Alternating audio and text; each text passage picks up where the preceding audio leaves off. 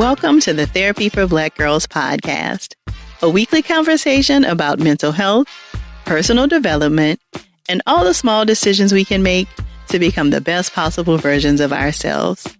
I'm your host, Dr. Joy Harden Bradford, a licensed psychologist in Atlanta, Georgia. For more information or to find a therapist in your area, visit our website at therapyforblackgirls.com. While I hope you love listening to and learning from the podcast, it is not meant to be a substitute for a relationship with a licensed mental health professional.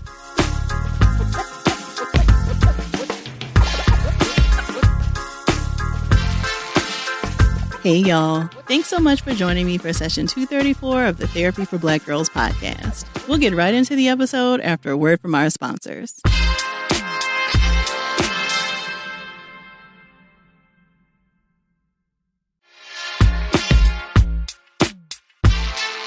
What have you been taught about money? Have you ever stopped to think about what kind of relationship you have to it? To help us think through our relationship to money and how it can impact our relationships with others is LaQuisha Boston. LaQuisha is a relationship and financial therapist licensed in Missouri as a psychotherapist and a certified financial coach. She works to help individuals who are seeking to break out of patterns that keep them feeling stuck within their relationships and within their finances. During our conversation, LaQuisha and I chatted about the factors that influence our money mindset, conversations to have with your partner about money, and some of the issues that come up as it relates to friends and finances. If there's something that resonates with you while enjoying our conversation, please share it with us on social media using the hashtag TBGInSession. Here's our conversation. Thank you so much for joining us today, LaQuisha. Thank you for having me. Yeah, so I would just love to hear, because I always think it's so interesting how therapists pick their specialty areas or how we fall into them, right? Because I think that's what happens most often. So tell me a little bit about how finances and financial therapy became something that you began to specialize in. Yeah, so my two favorite topics in the whole world is relationships and finances. And so I've always been drawn to money. I've always enjoyed talking about money and learning about money. As I was becoming a therapist and trying to figure out a niche and just really what my interests were, everything that I enjoyed learning about and talking about fell under relationships. And so that's what I knew I wanted to focus on. As I was talking with couples and talking with individuals, money just kept coming up. And I was one of those therapists that never steered the conversation away from money. I was very comfortable talking about money. As I started to also shift a little bit and do more couples work, conversations about money kept coming up for couples. It was a very touchy, sore spot area for a lot of couples. At the same time, I was also learning about money for my own personal life. And it just sort of seemed to really fit where I was like, okay, I think I could possibly add finances into this. And so in doing research, I was like, oh, wow, there's actually a specialty, like there's an area of expertise of financial therapy. And so once I started to really dig in deeper for that and learn more about myself and my own emotions around money and my own money scripts and my own history around finances, I was like, I think this is a really good and natural fit into relationship work. It has been really, really great. So it just became this natural thing that just paired really well together. Right, right. So I would love for you to share more about like some of the difficulties you've seen clients have around money, because I think that is something that comes up for a lot of us, right? Like depending on how we were raised and cultural background, I think plays into this. What are some of the difficulties or some of the things that cause us to have difficulty talking about money? So as you said, just our background, right? Depending on if a client, individual or couple, if money was a source of tension in the home or if it was something that was openly discussed, that helps shape whether somebody is comfortable talking about money or not. If money was something where people had to really have conversations around, do I pay for this or do I pay for this versus can I get this and this, right? Like that helps to shape how people feel about having conversations about money. And then also when it comes to just the practical side of money, do I understand money? Do I understand how much is coming in versus going out? And if there's a lack in some way, do I feel comfortable talking about that with somebody? Where do I go if I need help or assistance?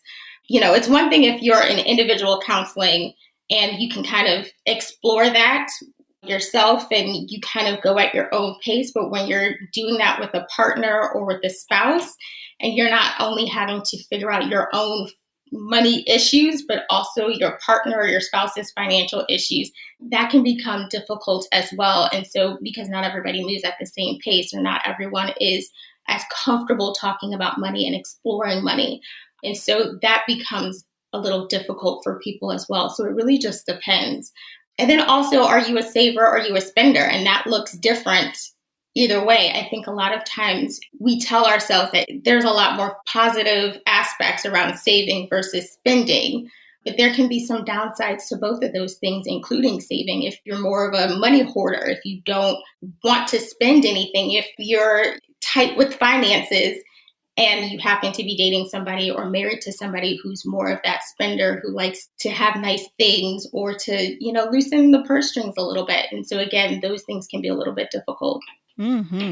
So something else you mentioned around money scripts. Can you say Yes. what that is? Yeah. So thank you for asking. So money scripts are the stories that we tell ourselves about money, positive and negative. And so again, around if I'm a saver, what does that say about me, or what do other people think about me? If I'm a spender, what does that say about me? What do other people think about me? If I make a certain amount of money, if I'm in a certain industry that maybe look down versus somebody that's more of a higher earner, what does that say about me? What does other people think? And so we have these scripts around money that we're taught directly and indirectly from our childhood. And that becomes sometimes this story that we tell ourselves to keep ourselves stuck, especially when we're trying to explore breakthroughs with money. Or if you, let's say you got a raise or a promotion and now you're making more money. And how does that feel? What are you telling yourself about that? Or even negotiating a salary or a raise. What are you saying to yourself before you're walking into a room to ask that question? Those are the money scripts that are in your head. So much of what you're saying sounds so based in emotion, right? And I Oh, don't yes. think a lot of us have thought about like the emotions that are attached to like whether we have Mm-hmm. money, how much of it we have, even though you wouldn't necessarily typically think about talking about some of this stuff in therapy. It actually sounds like it would be a great place to talk about some of this. It is. So a lot of us think about money in the more practical sense, right? Mm-hmm. How much, how little, do I have it? Do I not? But money is very, very, very much tied to the emotional side of us. There was a 2002 study that was done that showed that 85% of our decisions are rooted in emotions. And so I always tell couples and individuals that I work with, money is never just about money. It represents something so much deeper for all of us. And a lot of times people, they haven't quite connected with that, about what are the emotions that are tied to money. And so they sometimes keep making the same mistakes over and over. So for somebody who is just starting to think like, oh, I want to do some work around like, what is my relationship to money? What are some Mhm. things that people might do when they're first starting to explore that relationship? So I usually encourage people to just pay attention to your body. What are you feeling in your body? That's the very first step. Because until we can connect what's going on with our body, a lot of times people will say, like, for the more practical stuff, you got to budget. And I'm all about budgeting. I love budgeting. I encourage people to budget. But if you're not familiar with what's going on in your body, that tightness in your chest or your stomach, the bubble guts that you may be feeling when you're thinking about money, just any type of pressure or sensation that you're experiencing in your body, if you're not aware of what's going on, you might find a little bit of hesitancy to explore money, whether it's budgeting, whether it's learning more about money, listening to a podcast, reading a money book. And so it's really important to be able to understand what's going on in our bodies when we're thinking about money and when we're really starting this journey around learning about money and ourselves and our relationship to money. Yeah. I think I've seen memes and I'm sure you have too about like how people will just go and have a great weekend and just don't check their account, right? Yeah. So When you said that, it made me think about like the sensation that often comes from people like just logging into their online account, Yes, right? Because you yes, maybe don't know what to yeah, expect. exactly. You don't know what to expect, which I will say that is probably the first indication that your relationship with money, there's a disconnect there because you should be able to have some idea of what to expect in your account, even if the number is very low. But if you're like, oh, whoa, I thought I had way more money than I did, then that's something to really explore, right? So, what's the reason for not checking it on a more regular basis? What's the reason for not, having some sort of better idea around where your money is going? Are there other signs like that we might want to pay attention to that might indicate there may be some work around our relationship with money to do? Yeah, if you're shying away from conversations around money, especially if you're married, right? Because your income is tied to your spouse's income, even if the accounts are separate, right? How much you're bringing in, how much your spouse is bringing in, that matters. And if you're unwilling or hesitant to have those conversations, then that's an indication that there's something there. And I think a lot of times we'll tell ourselves, like, oh, I'm just not a money person, or I'd rather do something else, or rather talk about something else. But it's important to at least recognize that there's something there that's keeping you from having those conversations. And the more that you can have those conversations, the easier it gets. And so that's what I really encourage couples to do, and individuals who are meeting with accountability partner or just speaking with their best friend or somebody that they trust, is to really start having those conversations. And you don't have to go into, I make this much and I spend this much. I'm noticing that there's something going on with me and money. I'm noticing that I just don't like to talk about money, and I'm wondering where that's coming from. And a lot of times it stems from an individual's childhood. hmm So you said that, we definitely should be having these conversations with our partners, but I'm wondering at what point in dating would we start having conversations around money, and what conversations should we be having like before marriage with somebody we're dating? So it depends on how comfortable each person is. There are some people like me who are very comfortable talking about money. And I have to sometimes remember that other people just aren't. And so if you are somebody who is comfortable talking about money, then a lot of times people will be like, I talk about money on the first date, even if it's about how are we splitting the check or who's paying, on the first date. For somebody that's not comfortable talking about money, then you kind of have to do baby steps with them. You have to go a little bit slower with them, and that's okay. But I would say definitely if things are starting to really get serious in the relationship, that's definitely a time to talk about money. Having a conversation about money before moving in with somebody is extremely important. And I always challenge couples, especially when they're thinking about moving in together, around, okay, well, let's have this conversation right here in a session, and let me pay attention and watch you two have this conversation. And in that way, I'm able to, give feedback on which person is more uncomfortable, what's a sore spot for somebody, that sort of thing. Just again, the more you can practice it, the better people become. And so at the very earliest, when you're starting to realize that you're wanting the relationship to be serious, that is really an important time to start having money conversations. And so are there other things to focus on in the conversation besides like saving versus spending? Like what other kinds of things might you want to be talking about? Yeah. So again, it depends on what the next step is. So let's say if a couple is wanting to move in, then not only are you talking about how much each of you are making, so income, but also what debt do both of you or either of you have? How are you splitting utilities? How are you splitting rent or mortgage? What happens if there is a financial setback, right? Do you both have separate emergency funds? Do you have a joint emergency fund? What happens if somebody loses a job and you two are living together? How do you navigate those conversations? What's the plan in place? What are you two talking about? And so those are all the things to have conversations about. And I'll throw out another one that most people tend to not think about. If one person is financially responsible for a family member, so a parent, if they tend to loan money to somebody on a regular basis or even pay somebody's bill on a regular basis, that is something to really share with the other person. Because again, if you all are cohabitating or even married, it can hinder the other person. And so those are conversations to have with one another before actually moving in. Yeah, that does sound really important. I'm wondering if you can share maybe some of the common things that come up with your couples, right? So, where do couples tend to get stuck in these money conversations, or what conversations are they not having that they should be having? So everything I just talked about is actually pretty common. So if we're talking about couples who are dating, what I typically see in my practice, if they can bring it up to me before they actually move in, that's when we start to have those conversations. Sometimes, though, they've already moved in and they're already, having these money arguments and seeing that one person's a spender, the other one's a saver. One person's loaning their mother a lot of money and the other one just doesn't quite like it. Saving is usually a big issue.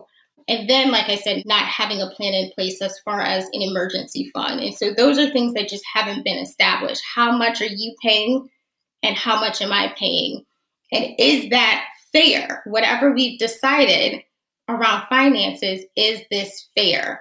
Or is this setting the other person up for failure, so to speak, which then sets the relationship up for failure? So those are the things that I see when it comes to dating. With couples who are already married, what they're recognizing is that they did not have these conversations prior. They thought that just combining their income would make things easier. And so what ends up being a sore spot for couples is when they start to get their first home. Either they've already bought it and they realize now they're becoming house poor because they didn't quite have this conversation beforehand. And so now we've got debt, and how do we handle this? And is this my debt? Is this your debt? Is this our debt? Do I have to help you pay off your debt? I've already handled my, it becomes a huge issue.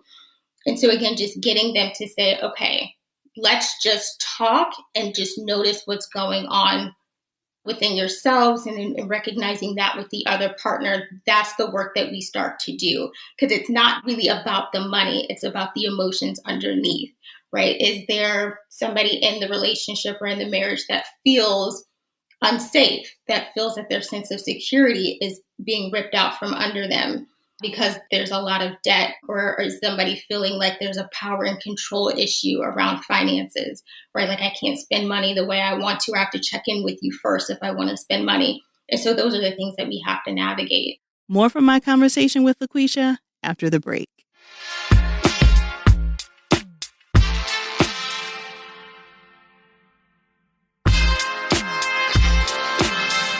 Something else that comes up, LaQuisha, it seems, is this whole conversation around joint accounts, separate accounts. Like, how do we decide? So I'd love for you to share, like, how might a couple decide on what might be the best setup for them? Yeah. So it's really about what goals does a couple have together? What is the goal that you two want, short term and long term? And what we know is that when couples have a joint account, they win better with money because it forces them to have money conversations. Wait a minute, I saw that $300 was taken out of the account. Let's talk about this. Or, hey, like, what's going on? Or, okay, yeah, let's put money here and let's figure out how we want to allocate this money. Let's sit down and budget. So having a joint account forces couples to have those conversations. When I have a married couple, I always encourage them to have the joint accounts because, again, it forces them to have these conversations. When it comes to unmarried couples, right, that could be a little bit tricky because of laws. And if somebody breaks up or dies, then, what happens with the money that's within the joint account? And so those are things that you have to navigate person to person. And so that's also why I tell people personal finances are personal. They're personal for a reason. And so what works for one couple may not work for another couple. What works for one individual may not work for another individual because of all of the other dynamics that are at play at any given moment that a couple is having to navigate around money. Thank you for that. Something else that comes up quite often, in conversations with our community is this idea that, a lot of us have gone on and gotten like advanced degrees and like all these additional credentials. And so, to your point earlier, a lot of us are like making maybe the most money in the family, right? Yeah. So, a lot of us, we've heard about this strain that sometimes comes because you're supporting nieces and nephews, maybe your parents, maybe grandparents. So can you talk a little bit about whether this has come up with like any of your clients, and like how might someone continue to take care of themselves if they find themselves in this position of supporting a bunch of other people in their family. Yeah. So majority of my clients have this thing that Dynamic. they're experiencing. Yes. um, and I think that's because especially for our community, I think years ago there was a term called black tax that was thrown around, and that was helping people in your family get a leg up, and the guilt and the shame that an individual would face if they did not do that and they were making more money than most of their family members. This is why budgeting is very, very, very, very important. And that's when I will sit down with the client and we will actually write out their budget, because sometimes you can't do it.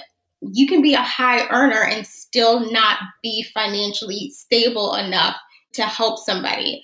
And so sometimes the budget will just show there's no wiggle room in the budget to take care of you and somebody else, or take care of you and 5 other people.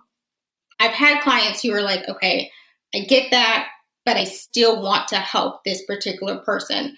And so we just write that in the budget. There is a budget line, and they allocate a certain amount of money each month to go towards helping out that person. So that way, they're not getting further into debt. They're not just completely demolishing their budget. They know this set amount goes towards this person. And when I've met that amount, that's it. I can't do anything more. And that has been really helpful in setting up boundaries for that person and that family member, and then being able to fall on, no, I just can't do it, rather than I don't want to, or I have to feel like, I'm the worst person in the world because I'm saying no to this person. You're saying no because the budget is just not there. It's not in the line. Yeah, I really appreciate you adding in the fact that helps to set a boundary, because I would imagine that it's also important to have conversations, probably in therapy, or, you journaling about it for yourself, like what is driving you to give the money, right? Because if it is like I feel really guilty, or I feel shame about the fact that like I make this much money and like my parents don't, or something, right? Like, or does it come from a place of, I want to do this, right? Like I feel like they've poured into me and this is a part of how I want to give back. And so I think that conversation along with the budgeting seems like it could help somebody really manage good boundaries in that kind of a situation. Yeah. And I'll say a little bit more about that. You helped jog my memory on. There are some clients, like I said, because of their childhood, power and control around finances has been a huge issue. And so sometimes as they become adults, they do feel really torn between setting this boundary of, I have to take care of this family member, even though this family member didn't take care of me well. And so there's some resentment around that. And those are things that we'll work through in therapy, that even if you want to say for the next few months, I'm going to say no because this makes me feel a little better and this helps me to practice boundaries. And then I'll start to say yes, I'll start to allocate some money. Or like I said, just putting a cap on whatever that finance is. And so they're not blowing the budget just to help this one family member. And that causes some resentment and some tension. Thank you. I appreciate you sharing that. So the other thing that I don't think comes up as much, but maybe has in your practice, are conversations around money with friends. So are there tensions or things that have come up for you or for clients around like money between friends? Yeah, and that's usually because a group of friends don't typically make the same money a lot of the times, especially if you've known this friend since your childhood and you two are working in different industries. The first half of my career, I spent in nonprofit. And so I was making the least amount of money out of all of my friends. And then the table started to turn where I was able to start making more money. And thankfully, the group of friends that I've had, we've always been comfortable talking about money. And so I've always felt okay for the most part saying, unfortunately, I can't do this, or I can't afford that, or I'll catch you next time, or I can't take that trip maybe next year. But I do know that there are some clients who don't feel comfortable having those conversations. And then again, they feel guilt or they feel shame in not being able to afford those things. And so those are conversations that we'll have in our sessions as well. What does that mean for you that you can't afford it? And what does that look like? How does that play out in your friendships? But then there's also this thing that happens with higher earners who can afford something and they feel obligated to either pay for somebody else, or they have to sometimes pick and choose. Do I celebrate this great event with this particular group of friends who I know can afford it and leave this other group out or this other person out? Or do I do something separate with that person, that has a lower income? And those conversations, they can be a little bit tough and tricky because, again, money is never just about money. Mm-hmm. And so there's some hurt feelings that come up, or, there's just a lot of emotions that come up on both sides of that for individuals. Did you see this video that came up, given your work, I'm sure you did, this video a couple of months where this guy had a whole spreadsheet of the friends, how much they make, how much like time off they have, do they have a partner? No, I missed that. Oh my gosh. Oh my gosh. I'll have to find that. I missed that. Oh gosh, it was so much commentary around this. But basically it was like a spreadsheet system like that this guy and like 6 of his friends have created that like is supposed to help with like ease of planning travel, right? So some friends are okay with like international travel. Some friends have like unlimited time off. So it's all like in a spreadsheet. But you made me think of that because you're saying like these are the kinds of conversations that I think can sometimes be tricky to have, but I think it's also really important to have them. So what kinds of tips can you share for people to like have maybe some of these more delicate money conversations with groups of friends? Yeah, I always like to tell people to set the intention. And so it's okay to go to somebody that you feel is trustworthy. I think that's very important because not everybody you're able to have these types of conversations with. And it's important to recognize that. But when you're able to recognize a person that you can trust to have these conversations with, then you can just say, hey, I want to start exploring my own relationship with money. So therefore, I want to talk to you or whomever about money and what that looks like and how I feel about that. And so, just naming it and saying sometimes it's going to be awkward for you and sometimes it's going to be a little bit uncomfortable, but that's just moment to moment. And you can sit in that uncomfortable feeling, that moment will pass. And again, the more that you do it, the easier it gets. And I think too, what people end up finding out, at least for my clients, is that when they start to have those money conversations, like when they start to initiate it, the other people around them that they're having those conversations with start to chime in and share information as well. And they end up learning a lot about one another, that just because somebody might be a high earner doesn't necessarily mean that they're good with money. And so they may be struggling to pay debt, or they may still be living paycheck to paycheck, or that they are doing fine and they can give tips and suggestions. And I've read this book or I listened to this podcast and this has been really helpful. And so it becomes this deeper connection that friends can have with one another around money conversations, and that it doesn't have to be isolating and it doesn't have to be just a negative thing. It can be very eye-opening for everybody to have more conversations around money. Like you've mentioned, like money is never just about the money. And so when you're having these kinds of vulnerable conversations, regardless of the topic, right, in a group of people that you trust, typically it deepens the relationships. And so I think with money being the topic, it really is just an opportunity to really kind of deepen some of those friendships. And I think the other piece of that is that the timing of that conversation is important, right? Like you don't want to try to open this conversation when we're trying to decide whether we're going to take like a week-long trip to Italy, right? Like I think starting some of these conversations when we're not talking about spending money, but just as a topic, right? Like let's talk about our relationship to money, right? Like I think it would be cool. I could see this podcast episode being a great place for you and your girls to listen to it and say, hey, let's explore our relationship to money, right? And what does this mean? And how was I raised? Because I think it can feel safer to sometimes talk about that with your friends, and then you have those conversations with romantic partners in the future. Yeah, absolutely. And I think too, the more that you have these conversations, you start to be able to really see what you can and can't do. Right. So if we were to take your example of a vacation in Italy, I've had a conversation with a client before and she's like, yeah, my friends are going on a 9-day trip and I can't afford that. And so we talked a little bit about budget and I said, okay, well, after going through the budget and seeing what her money goals were and all of that, and this is somebody I've been working with for a while anyway. And so we were already used to having these conversations. It was nothing for me to say, okay, well, let's just look at your budget. And she wasn't able to do a whole 9-day trip, but she was able to go for half of it. And so she's like, okay, so then, yeah, I'll do that. I'll just go right then in the middle and I'll stay into the end. And that's exactly what she did. And so you learn that it doesn't have to be an all or nothing. It doesn't have to be either I can go or I can't go. Sometimes you can do a little bit of that, or like I said, you can't go every year, but maybe you go every other year. You can't do 3 trips in one year. Maybe you do just the one. And so that's why it's important to also know for yourself what your relationship around money is and what your budget is and all of that, that the more you do it, the easier it gets. Mm-hmm. More from my conversation with LaQuisha after the break.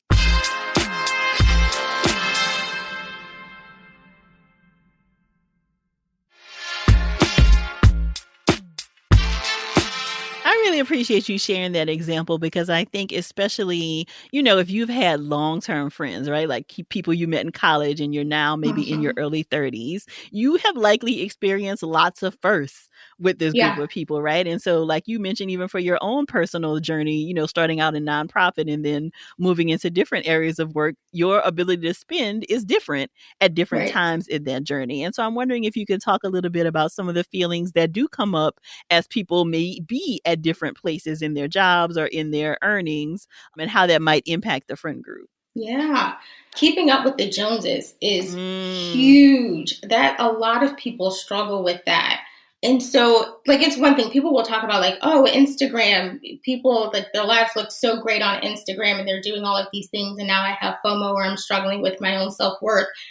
But when you're experiencing that within your group of friends, where your friends are able to travel more often than you for whatever reason, then it does feel as if you're being left out. And that doesn't feel great when the 4 people you tend to hang out with are out on vacation and you have nothing to do for a week, right? So what do you do with your time? What are you telling yourself? That money script that we'll go back to, that money script that you're saying to yourself in your head about your own self-worth and what it means that you can't have this lavish lifestyle, so to speak, or you can't do these fun things or experiences, right? What are the things that you're saying to yourself? And is that then playing a part in your friendship? So now your friends are back. And I've had clients who have talked about, I want to hear these great experiences, but I'm also jealous. And so I don't want to hear them either. Mm-hmm. And that's okay, right? To have those conflicting emotions. But it's also important to know what that comes up for you, what that means for you, and then how do you work through that?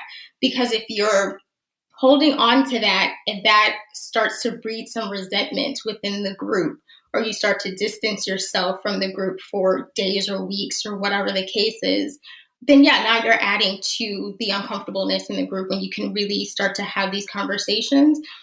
And it can be, it really sucked that I couldn't be there, but I would love to see the pictures and I would love to hear the stories, and maybe next time I can be there. Mm-hmm. So is that something we should be paying attention to? Just knowing that, people may be in different places in their money journeys. Within a group of friends, should we be sensitive to the idea that maybe everybody can't afford an international trip, or maybe everybody can't afford going to weekly 5-star restaurants, kinds of things? Like, should we be having and convening in a variety of different ways so that we don't burden one person with either the feeling like they're always going to be left out, or making somebody feel like they always have to overextend their budget? Mm-hmm. I think it's important for any friendship that you're able to recognize when somebody can or can't do something.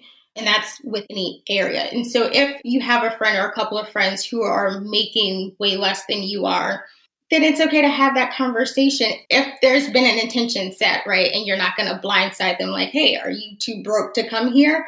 You want to be a lot nicer than that. You want to have some tact. And so it's okay to just check in. And I will say too, I think it's important to recognize who's celebrating what, right? Like, is this something that we do every week, like a brunch at a 5-star restaurant? Or is this maybe a once in a while kind of thing we're celebrating? And if it's my thing, then I want to celebrate here. And I may have to recognize that some people may not be able to attend.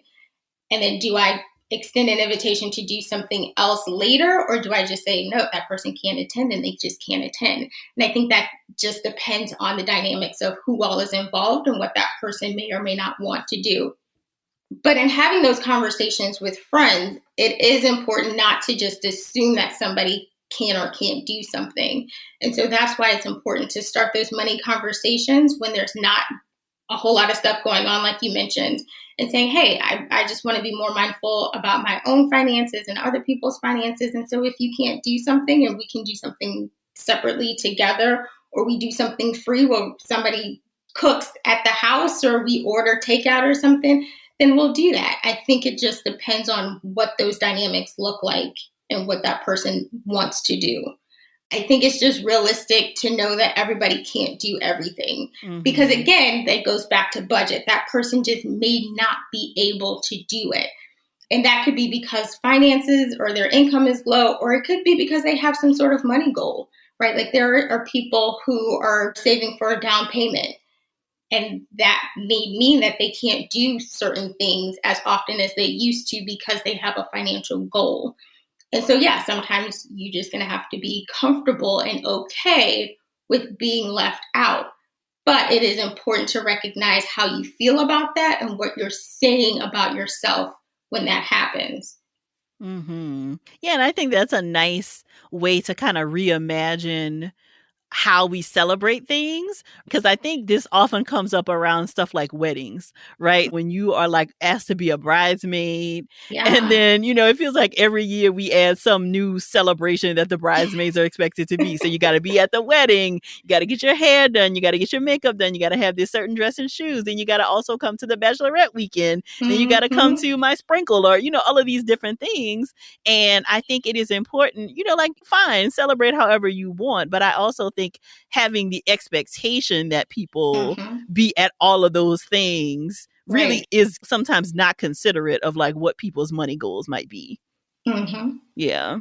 So can you look at different ways to kind of celebrate things? And I'd love to hear from you suggestions for things you can do to like cultivate friendships and even relationships that don't cost a lot of money, right? Because it does feel like we kind of automatically go to the brunch. We want to go to the museum. We want to go to the trip. What kinds of things can people do that actually don't cost a lot of money or no money at all? Yeah, anything outside you can do. So picnics, I love picnics, and it's starting to, well, I'm in St. Louis, and so it's starting to get a little bit colder. Yeah. So I enjoy intimate conversations, whether it's about relationships or money or anything. And so let's sit down with a glass of wine and some cheese spreads and crackers or whatever, and let's just talk. Let's catch up. Let's just, you know, watch a movie or whatever the case is. You could do game nights. I always tell people, go back to your childhood. The things that you loved to do as a child that was free, going for walks, spending time outside. Like I said, having a game night or a movie night, a book club. All of those things are things that you can do that don't necessarily cost a lot of money. They can be very cheap or free. Having a potluck. Just anything like that. And even if you want to do that as a challenge, right? A week or 30 days of not spending money, or let's hang out and not spend over whatever certain amount of money and see what we can do and have that be fun. Just getting to know each other again in a different kind of way I think it's great. I think it's a really good thing to do, and it doesn't have to cost money. So let's talk about lending money to friends. So is this something that I'm sure as a therapist, you're not going to say yes or no to either way, but what kinds of things should we consider? What kind of conversation should we have around whether we're going to lend money to friends or even asking friends to borrow money? If you're not going to miss it, you can do it. And I would encourage it to be a gift, not a loan. So if you can part ways with the amount and it doesn't, like I said, set you back a lot and you don't need that money back, then just make it a gift. And if that's not the case, then I say just don't do it at all. And I think that would be a good challenge for yourself in creating a boundary or having a money conversation with somebody.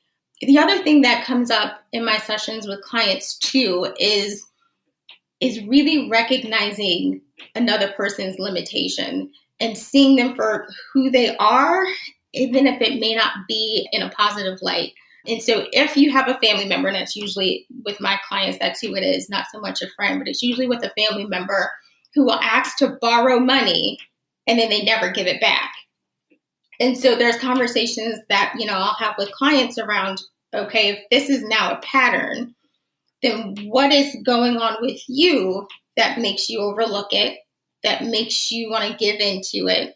What's that money script that you're telling about yourself if you don't lend that money or if you don't give that money?